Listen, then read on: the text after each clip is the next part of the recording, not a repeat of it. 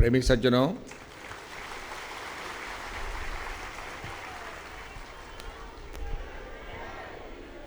गुरु पूजा के पावन पर्व को मनाने के लिए यहाँ सब एकत्रित हुए हैं और हमारे सनातन धर्म में गुरु का बड़ा महत्व होता है। इसीलिए कहा भी है, गुरुर्ब्रह्मा गुरुर्विष्णु गुरुर्देवो महेश्वरः गुरुर्साक्षात् पारब्रह्म तस्मै श्री गुरुवे नमः। ये शब्द गु और रू से बना है। गु माने अंधकार, रू माने प्रकाश। जो हमारे जीवन में अंधकार से प्रकाश में ट्रांसफॉर्मेशन ले आए, तब्दीली कर दे, उसको गुरु कहा है। और ये हमारे शास्त्रों में आता है कि जहाँ से भी शिक्षा मिले, ज्ञान मिले, प्रेरणा मिले, इसके बाद दूसरा शब्द है सद्गुरु। सद ज्ञान को देने वाला, अध्यात्म ज्ञान को देने वाला, जिसका नाश नहीं होता, ऐसी विद्या को, अध्यात्म विद्या को देने वाला सद्गुरु होता है। और हमारे शास्त्रों के अंदर गुरु की बहुत महिमा गाई है। आपने देखा होगा, जो कलाकार लोग होते हैं या जो कोई पुस्तक लिखते हैं, तो सबसे पहले अपने गुरु की वंदना करते हैं। और ये माना जाता है कि गुरु से प्रेरणा प्राप्त करने के बाद उन्होंने विद्या को सीखा है, ज्ञान को हासिल किया है। और इसीलिए कहा गया कि गुरु को कीजिए दंडवत कोटि कोटि प्रणाम, कीट न जाने भृंग को गुरु कर ले आप समान। एक उदाहरण दिया गया कि भृंगी कीड़े को लेकर के और स्पंदन के जरिए, वाइब्रेशन के जरिए उसको अपने समान बना लेती है। इसी प्रकार से गुरु महाराज को हम प्रणाम करें।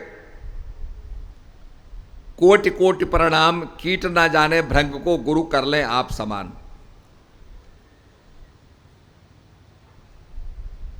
और बार बार मैं ये उदाहरण देता हूं कि अगर आप अपने ऑफिस में जाएं तो किसी भी ऑफिस के अंदर डब्बे में ऑल पिन रखी रहती हैं, बिखर जाती हैं, चुभ जाती हैं, तो समझदार लोग एक चुंबक का टुकड़ा उसमें डाल देते हैं। चुंबक का टुकड़ा सारी ऑल पिन्स को खींच लेता है, पकड़ लेता है, और कोई भी ऑल पिन दाएं से बाएं नहीं जाती। जो आप निकालना चाहेंगे वही निकलेगी। इसी प्रकार से विज्ञान ये बताता है कि एक लोहे के टुकड़े को लेकर के, एक सामान्य लोहे का टुकड़ा है, उसे आप चुंबक बनाना चाहते हैं तो उस लोहे के टुकड़े को लिटा दीजिए, कीप इट हॉरिजॉन्टल, टेबल पर लिटा दीजिए, उसके नज़दीक चुंबक लाइए, उस पर धीरे धीरे फेरिए, और जैसे रिपीटेडली आप उसको फेरेंगे, उसकी चुंबकीय शक्ति जो है, जो लोहे के अंदर कण हैं, उन कणों को प्रभावित करते हुए, चार्ज करते हुए, मैग्नेटाइज करते हुए उस सामान्य लोहे के टुकड़े को भी चुंबक बना देती है।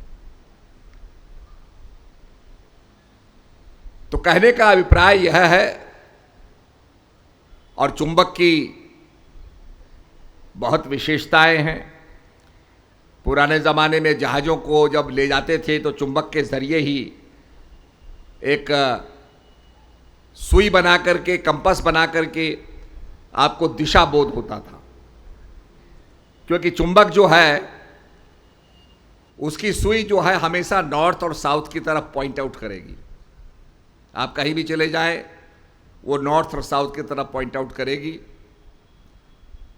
इसलिए पुराने ज़माने में आर्मी को कंपास दिया जाता था, चुंबक दी जाती थी कि आप अगर कहीं अटैक कर रहे हैं, लड़ाई कर रहे हैं, तो ये आपको दिशा दिखाएगा।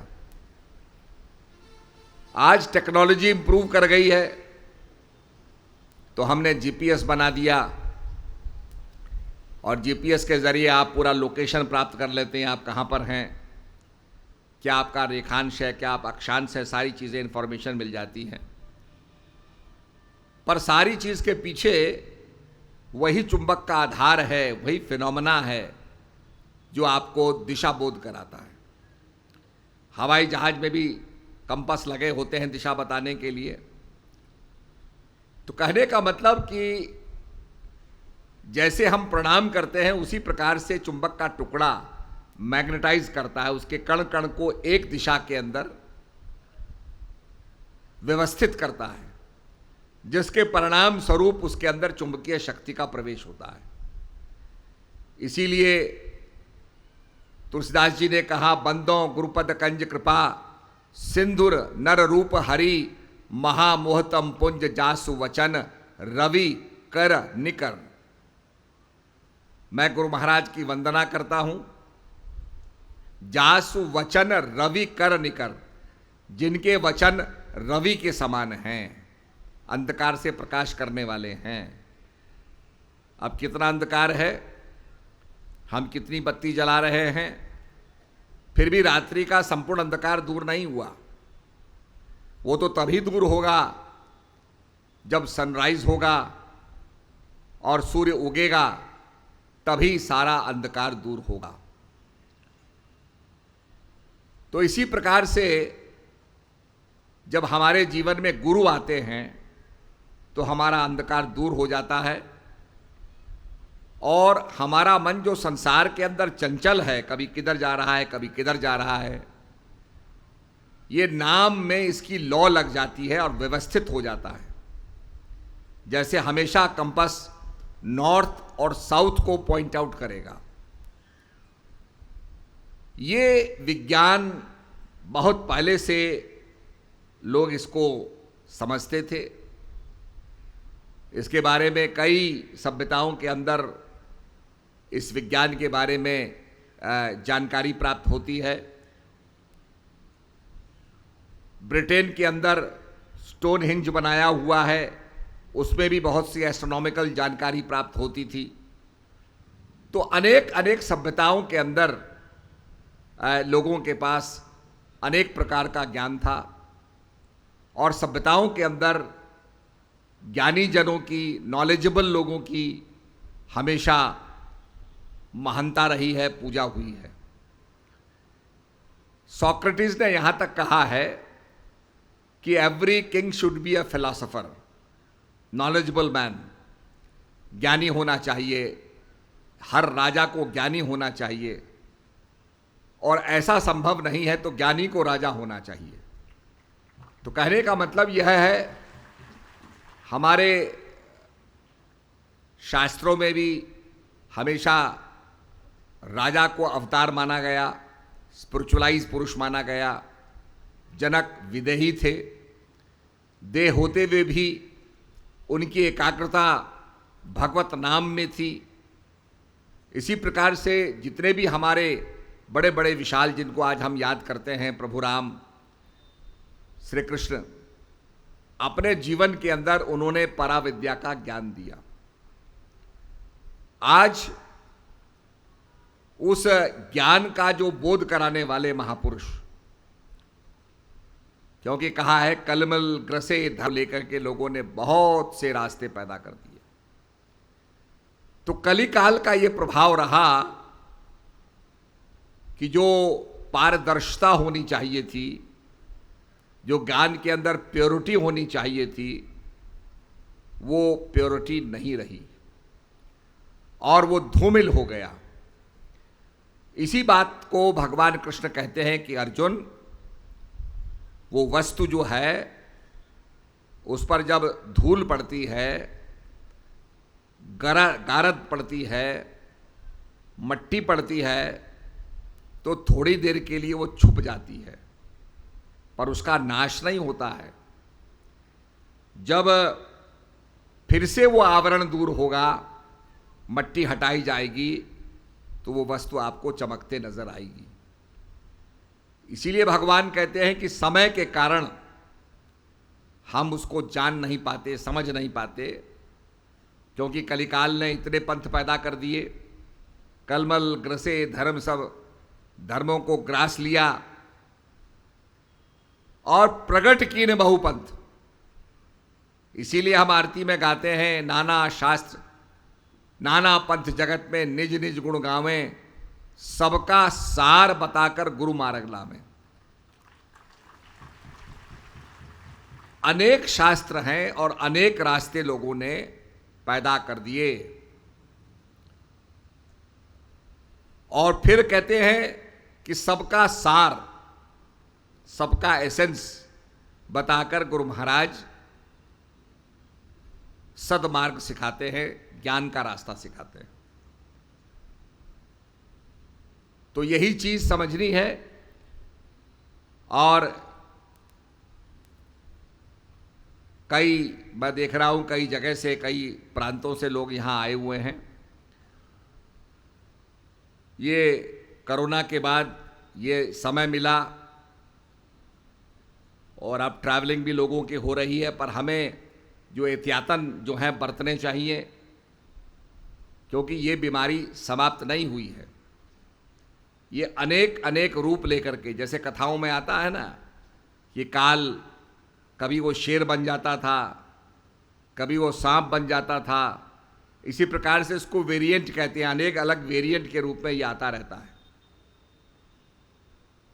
अब लोग इससे सैचुरेट हुए हैं, एक सैचुरेशन हमारी बॉडी में आया है, टॉलरेंस बॉडी में आया है, पर ये वेरिएंट अलग अलग वेरिएंट लेके आएगा। जैसे लोगों ने समझा चीन में ख़त्म हो गया, चीन में फिर बढ़ गया, वहाँ की सरकार के लिए बहुत बड़ी चिंता की बात हो गई।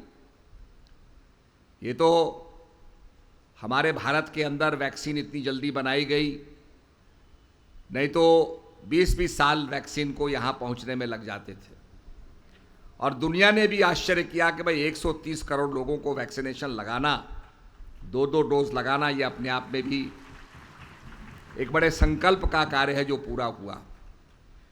कई कोरोना वॉरियर्स ने, महात्मा बाइयों ने, कई लोगों ने, क्योंकि हमने कहा कि भाई आश्रम के अगल बगल में भी अगर किसी के पास खाना नहीं है तो भोजन पहुंचाओ, पड़ोसियों की मदद करो। तो हमारे काफ़ी लोगों ने इसके लिए काम किया और इसके अच्छे परिणाम सामने आए। कई भाइयों ने मास्क के सीने का काम किया, सभी ने मिलकर लिए इसके लिए प्रयास किया, क्योंकि किसी को नहीं पता था कि इसका क्या निदान है, क्या इसका इलाज है और ये रोग क्या है। अब काफ़ी कुछ स्टडीज़ हुई हैं, पूरी तरीके से तो अभी भी लोगों के समझ में नहीं आया, क्योंकि ये बनाया गया है रोग, it has been created in the lab, प्रयोगशाला में बनाया गया मानव सभ्यता को मारने के लिए। और इसमें निश्चित रूप में आपको बूस्टर डोज लगते रहेंगे और अपनी प्रतिरोधक क्षमता को आप बढ़ाते रहेंगे, इसको फेस करते रहेंगे।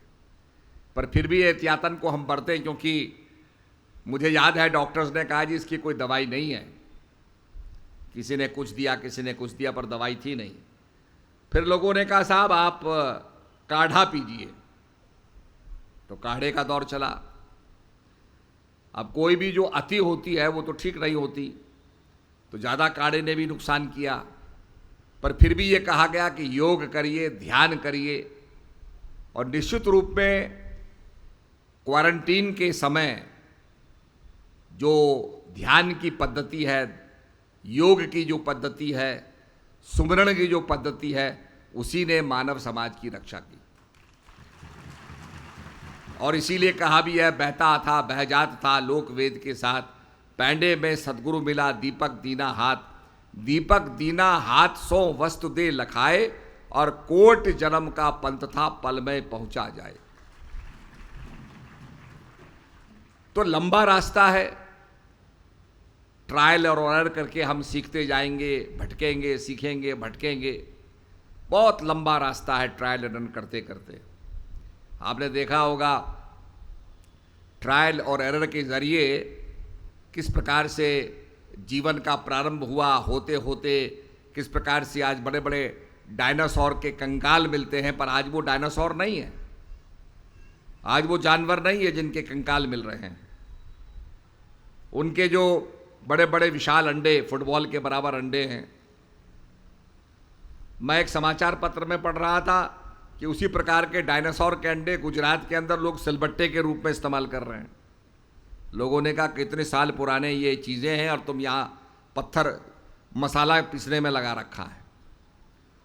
तो कहने का मतलब वो जानवर कहाँ चले गए। तो धीरे धीरे रिसर्च हो रही है, वो भी लुप्त हो गए और ट्रायल और एरर से ही जीवन आगे बढ़ता गया। और इसीलिए हम अवतारवाद में कहते हैं कि पहले मत्स्य अवतार हुआ, कच्छ अवतार हुआ, बराह अवतार हुआ, उसके बाद नरसिंह अवतार हुआ, वमन अवतार हुआ। ये अवतार के चर्चा को भी, अतिरिक्त कथाओं को भी अगर हम समझें तो निश्चित रूप में इसमें बताया गया कि किस प्रकार से एवोल्यूशन हुआ,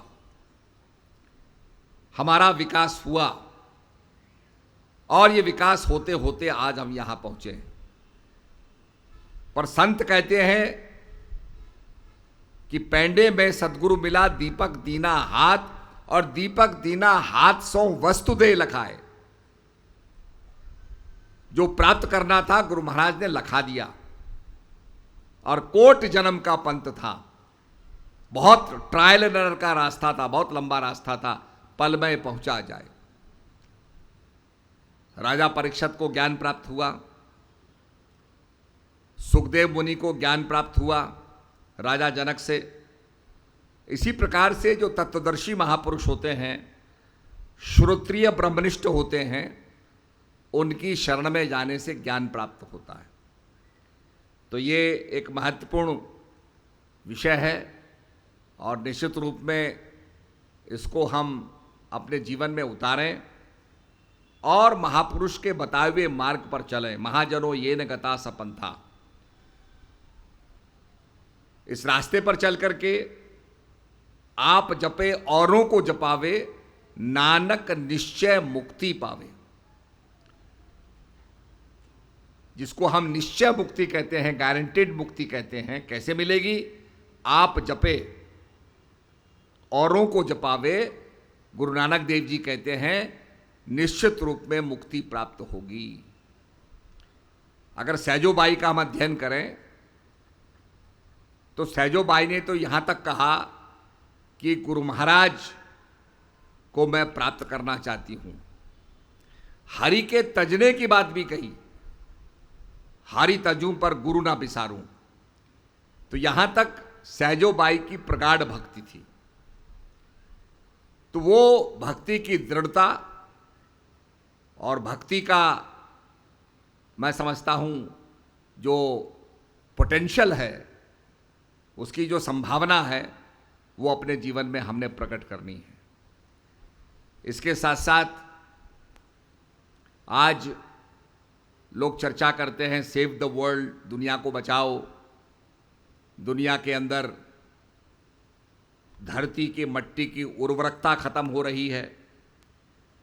अभी आप देखिए, लोगों ने मिट्टी के अंदर यूरिया मिलाया, केमिकल्स मिलाया। केमिकल्स के ऐसे भयंकर परिणाम हो गए कि लोगों को कैंसर होने लगा। पंजाब में आप देखेंगे एक ट्रेन आती है तो उसको बोलते हैं कैंसर एक्सप्रेस। केवल कैंसर के मरीज पंजाब से दिल्ली इलाज करने के लिए उस ट्रेन में आते हैं, क्योंकि पंजाब के लोगों ने इतना ज़्यादा केमिकल डाला, इतना ज़्यादा यूरिया डाला कि आज मिट्टी की उर्वरकता खत्म हो गई और इससे केमिकल फर्टिलाइजर से अनेक बीमारियां पैदा हो रही हैं। तो हम दुनिया को बचाने की बात करते हैं। दुनिया तो रहेगी, पर शायद दुनिया में हम नहीं रहेंगे। ये बहुत महत्वपूर्ण चीज़ है कि हम ये केमिकल फर्टिलाइजर्स को रोकें ऑर्गेनिक खेती करें, जो गोबर की खाद होती थी उसका उपयोग करें, ये बहुत आवश्यकता है। और ये प्लास्टिक को इसका पूरी तरीके से इसको प्रतिबंधित करें। हम सोचते हैं कुछ नहीं है, सामान रखने के लिए प्लास्टिक ले लो, बड़ा जल्दी से खोला, प्लास्टिक में डाला, प्लास्टिक को इस्तेमाल किया। पर आज इतना प्लास्टिक इस्तेमाल हो रहा है, कूड़ा प्लास्टिक में फेंका जा रहा है, गायें उस प्लास्टिक को खा रही हैं, उनकी आंतों में प्लास्टिक फंसता है, जानवर उसको खा रहे हैं। तो आज जब जानवर मरते हैं और उनका पोस्टमार्टम होता है तो उनके पेट से प्लास्टिक ही निकलता है। इतनी मात्रा में प्लास्टिक नदियों में जा रहा है, समुद्र में जा रहा है कि समुद्र के जीव जंतु प्लास्टिक से प्रभावित हो रहे हैं। तो कहने का मतलब कि इसको रोकना होगा। विदेशों में तो जो विदेश गए हैं उन्हें पता है कि जहाँ प्लास्टिक फेंका जाता है और उसको लैंड फिलिंग करके कूड़े करकट से उसको भर देते हैं और उसमें मकान बना देते हैं, तो वहाँ उससे भी गैस पैदा होती है, जहरीली गैसें पैदा होती हैं जो आदमी को मार देती है। तो उनको भी टेस्ट किया जाता है कि कहीं ऐसा तो नहीं कि ऐसा हो रहा है। तो इसलिए ये बहुत ज़रूरी है कि हम थोड़ा सा सजग हों, प्लास्टिक को त्यागें, पूरी तरीके से इस पर प्रतिबंध लगना चाहिए। कपड़े का थैला रखें। अगर थोड़ा सा आपको, पहले तो हमारे दरबार से थैले छपते थे, गले में डालिए और उसका हंसा देश का थैला छपता था, लोग उसको अपने पास रखते थे। हंसा देश का प्रचार भी होता था, मानव धर्म का भी प्रचार होता था, और उस थैले में आप सामान भी रख सकते थे। तो प्लास्टिक का उपयोग कम से कम हो, ये बहुत ज़रूरी है। और मैं समझता हूँ इसकी शुरुआत प्रत्येक व्यक्ति से होनी चाहिए। जब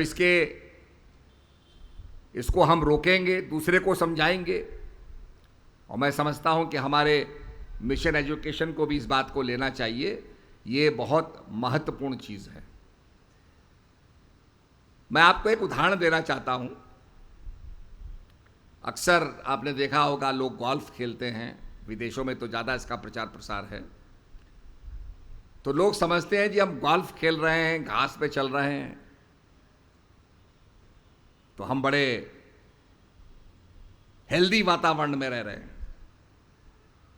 तो गोल्फ खेलने वाले देखा, जो गोल्फ खेलने वाले बीमार होने लगे, उनको कैंसर होने लगा। ये कैंसर कैसे हो रहा है इनको? जब उसका स्टडी की गई तो पता चला कि वो घास को हरा करने के लिए यूरिया केमिकल फर्टिलाइजर डाल रहे हैं, और वो केमिकल फर्टिलाइजर 24 फुट तक पानी को असर करता है। अगर उसके नीचे पानी है तो 24 फुट के अंदर जो पानी उसके संसर्ग में आएगा और पानी को पिएगा, उसको भी कैंसर होगा। उसके बाद उन लोगों को भी कैंसर हुआ जो गेंद को उठाते थे। तो उन्होंने कहा जी इनको कैसे हुआ? तो वो भी घास के संसर्ग में आते थे, तो 24 फुट नीचे और 14 फुट ऊपर जो उस पर चल भी रहा है। जैसे बहुत से लोग बच्चों को प्रेरणा देते हैं घास में जाओ खेलो, तो घास के ऊपर 14 फुट वहां भी वो कैंसर का प्रभाव डाल रहा है। तो कहने का मतलब यह है आदमी कहां बच के जाएगा? ये केमिकल फर्टिलाइजर्स को रोकना पड़ेगा, ये बहुत जरूरी है। नहीं तो धरती की उर्वरकता खत्म होती जाएगी, अनाज खत्म होता जाएगा और एक बड़ा भीषण संकट पैदा हो जाएगा। यूक्रेन के अंदर इतना ज़्यादा वीट होता था, आज एक्सपोर्ट नहीं हो पा रहा है, वीट का संकट पैदा हो गया। और आज भारत उस स्थिति में आ गया है कि संसार को खाने खिलाने वाला अन्नपूर्णा के रूप में भारत भूमिका निभा रहा है।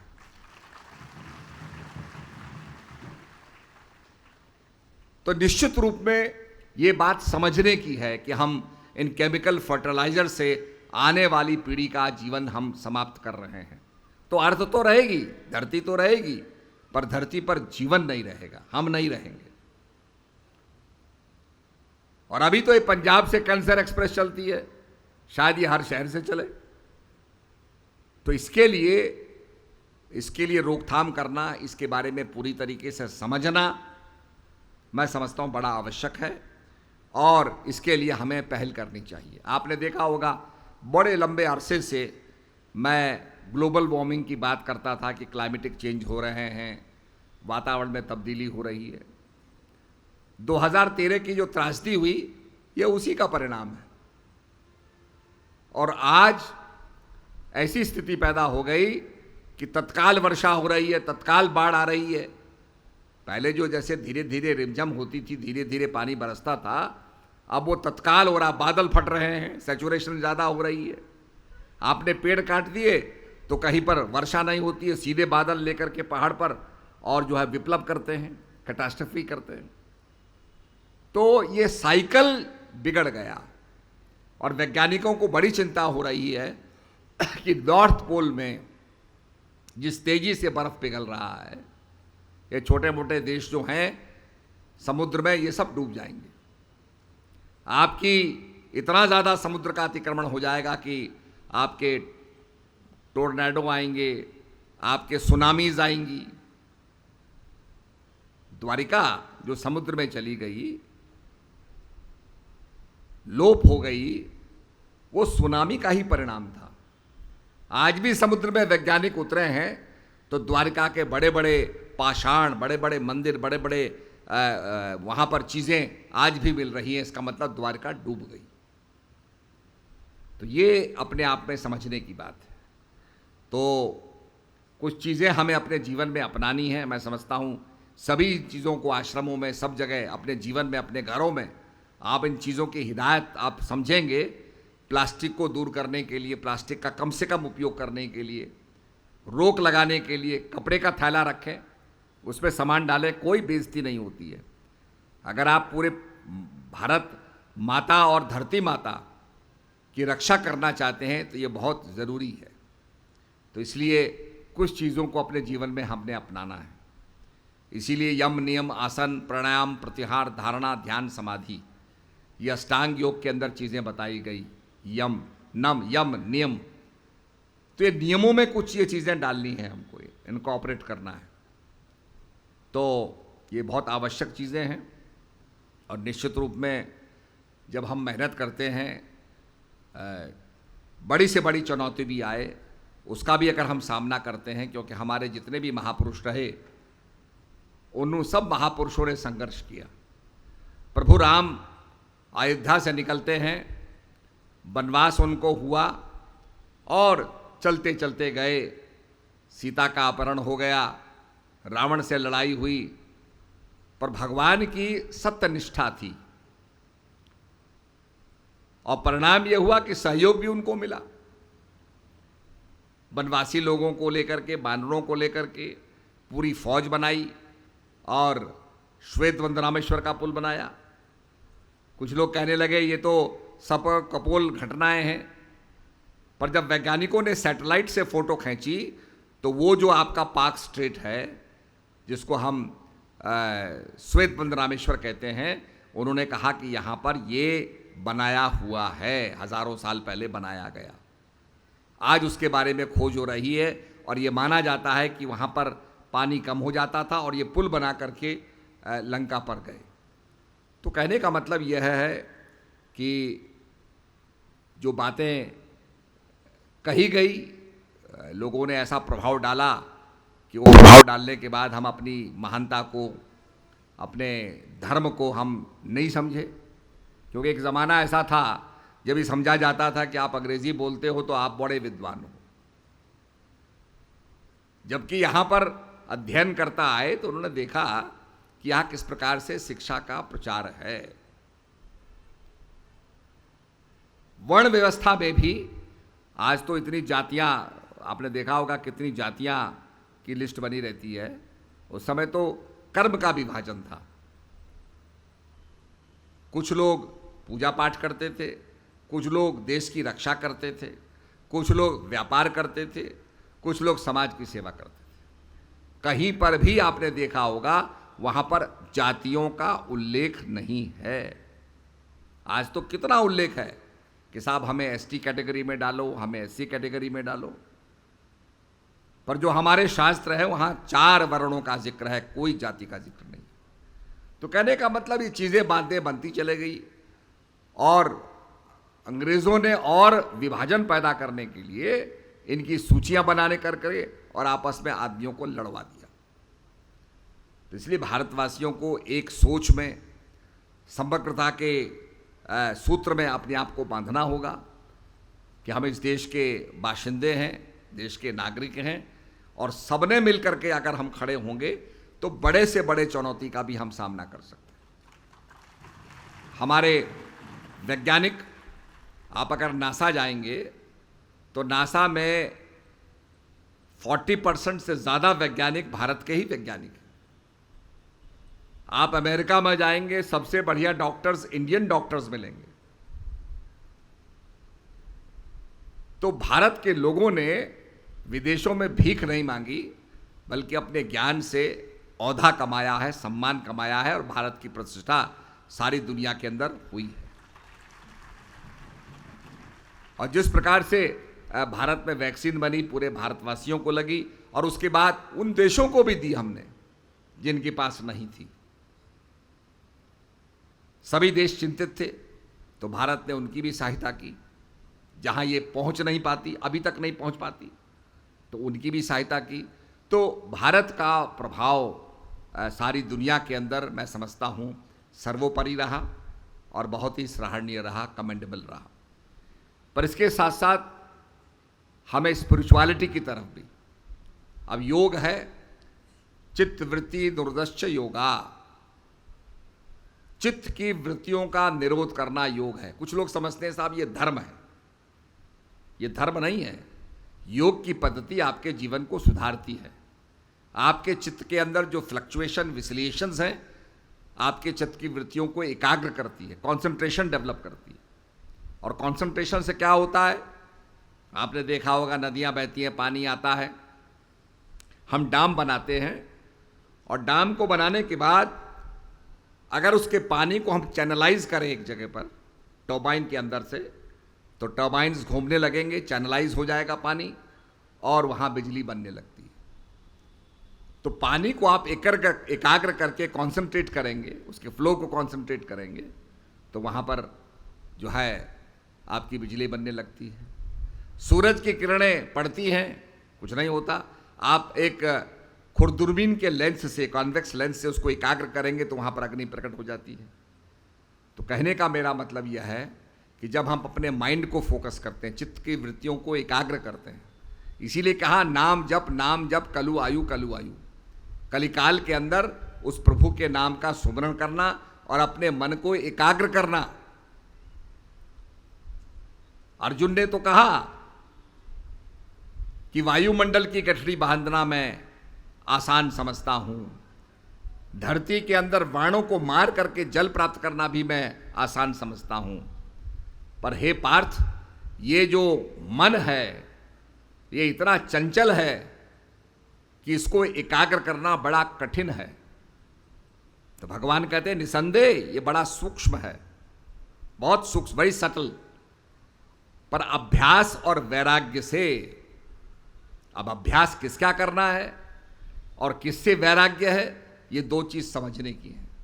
जैसे डॉक्टर कहता है ना भाई दवाई सुबह शाम ले लेना, 3 टाइम ले लेना और ये चीज मत खाना। अभ्यास करने को और वैराग्य करना। ऐसे ही गुरु महाराज भी कहते हैं भाई अभ्यास, किसका अभ्यास करना, वो खुराक देते हैं, वो रास्ता बताते हैं, और किसका परहेज करना। तो गुरु महाराज के बताए हुए रास्ते पर चल करके हम आगे बढ़ेंगे तो हमारा कल्याण होगा, समाज का कल्याण होगा।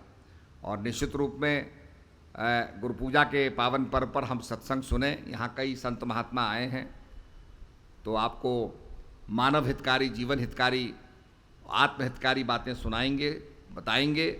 और कहा सुन समझहि जन मुदित मन, मज्जहि अति अनुराग, लेह 4 फल अछत तनु, साधु समाज प्रयाग। क्योंकि संत जब नाम सुमरण करते थे तो वो चलते फिरते तीर्थ होते थे। तीर्थंकर का मतलब क्या है, तीर्थंकर का मतलब यही है कि वो तीर्थ, जो वो व्यक्ति जो जीवित तीर्थ हो, wherever he goes he spreads spirituality। उसका प्रभाव अध्यात्म का प्रभाव हो। तो ये अपने जीवन में हमें इसको अपनाना चाहिए और ऐसे महान पुरुषों के सानिध्य प्राप्त करते हुए, उनके निर्देशों को प्राप्त करते हुए अपने जीवन का संचालन करेंगे तो लाभ मिलेगा। इन्हीं शब्दों के साथ सबको मेरा दुआ आशीर्वाद। हरिओम तत्सत।